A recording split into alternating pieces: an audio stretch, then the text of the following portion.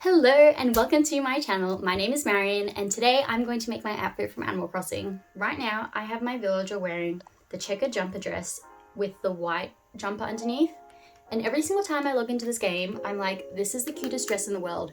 I want this in real life. So today I'm going to try and make it for myself. So first things first, we're going to need to go pick up some fabric. So it looks like I'm going to be looking for something that's like brown, nude, beigey kind of checkered fabric, preferably something that's like a thicker wool, because I do live in Australia and it's starting to get cold here, so it'd be great if I could actually wear this out and about.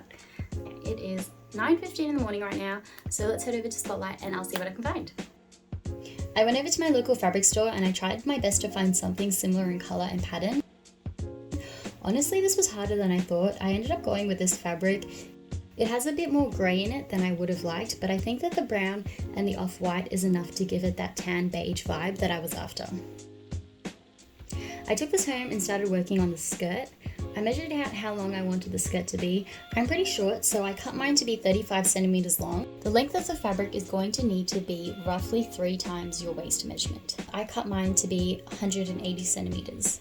I ended up sewing together a few rectangles to make fabric this long, and the skirt ended up fine. Next I needed to make the pleats, so I used pins to mark this out. I pinned in 5 centimeters from the edge to leave room for a zip later on, and then I measured out 6 centimeters, which is how wide I wanted each pleat to be, and then another gap of 10 centimeters. I continued this pattern of marking out 6 centimeters and then 10 centimeters for the entire length of fabric.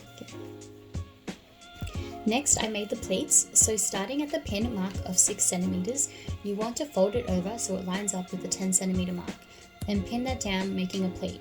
I repeated this for all of the 6 and 10 centimeter marks that I made. This was honestly really easy to do. All I was doing was just matching up the pins to create a pleat.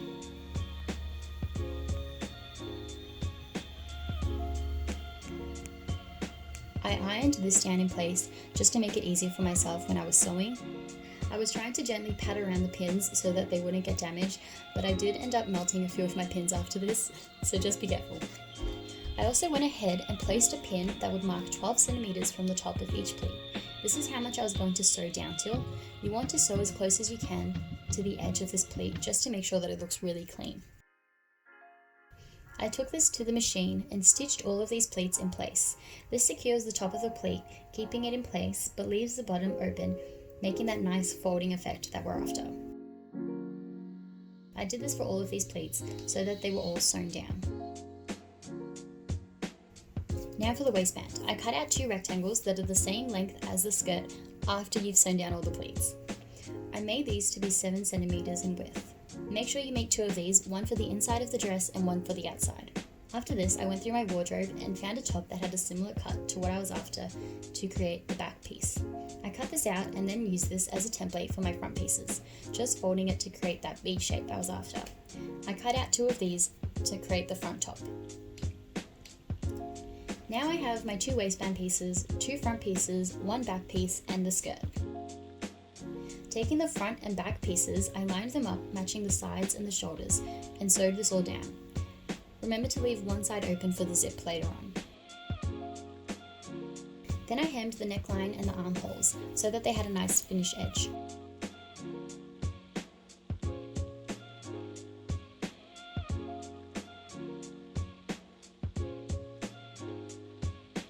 I also sewed the front bodice closed so that it would make a V-neck. After this, it's time to work on the waistband. I folded the top and the bottom of the fabric down 1 centimeter and ironed this down so that it would hold its shape. Do this for both waistband pieces. I attached the inside waistband first, so I lined up the skirt on the top, opening it up so I'm working with the inside. I placed the waistband on top and pinned it in place.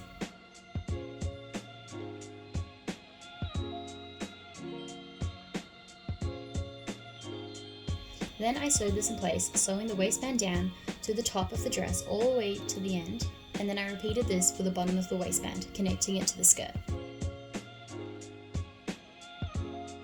Once it was done, I flipped the dress over so it was the right side out, and I pinned the outer waistband in place, exactly the same way as the inside waistband, and then I sewed this exactly the same way, attaching the waistband to the top and the bottom of the skirt. Now all that's left to do is the invisible zipper. When you buy an invisible zipper, they come flat like this.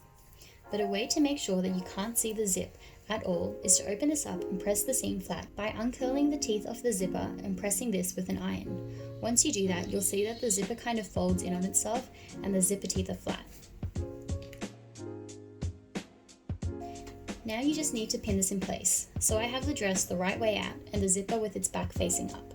You want to line the zipper and the edge of your fabric so that the right side of the fabric is touching the right side of the zipper. Once you pin this in place, you can see that if you rotate the zipper so that it's on the inside of the dress, the teeth will be sticking out of the fabric. Take this to the sewing machine and sew it in place using a zipper foot. Try and line up the edge of the zipper foot as close as you can to this seam on the side. The closer you sew to this, the less of the zipper you'll be able to see at the end. But you also want to make sure that you don't sew on top of the zipper teeth.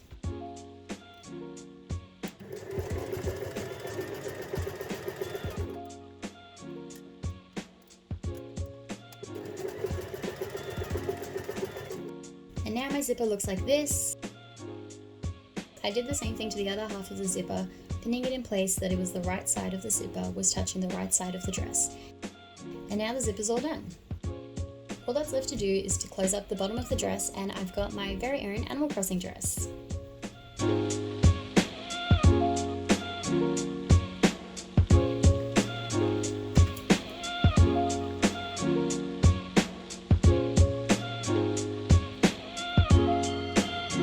And that's it, we're all done. I've got my very own Animal Crossing dress. I am so excited to wear this out. I think the fabric worked better than I thought it would. I was worried that this was gonna come up a lot more gray because the one in the game is like definitely more on like the brown and nude kind of side, and this does have a lot of gray in this fabric, but I think when you pair it with the cream color jumper and everything else, it makes it look like identical to the game. I'm so happy with this. It's such a good wintry, fall, autumn kind of outfit. I think I'm going to wear this so much over the next couple of months. I ended up deciding to style it exactly how I style it in the game.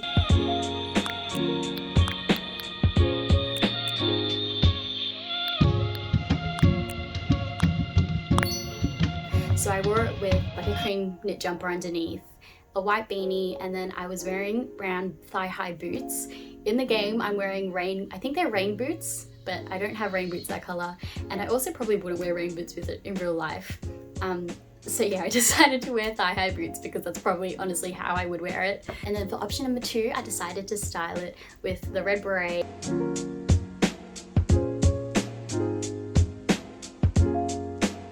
In the game, I just wear it with a red pair of socks because I haven't been able to find the perfect pair of red boots from the Able Sisters yet. I just want a pair of shoes that match that beret perfectly. That's all I need. So I wore it with the red beret and I paired it with some red boots.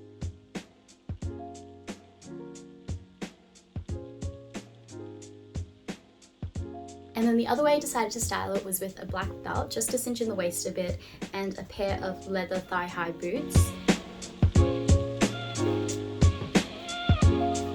I think the belt really suits the outfit. It really pulls it in together a little bit more. It makes it a little more fashionable. I wish I did make it a little bit longer because it's a bit on the short side. So I think I might make the waistband a bit bigger so that the dress comes down a little bit because it's a little bit short. But I think if I'm wearing thigh-high boots, I can kind of get away with it. I'm honestly so happy with how this came out. I loved recreating this dress and I'm just stoked to get to wear this in real life finally.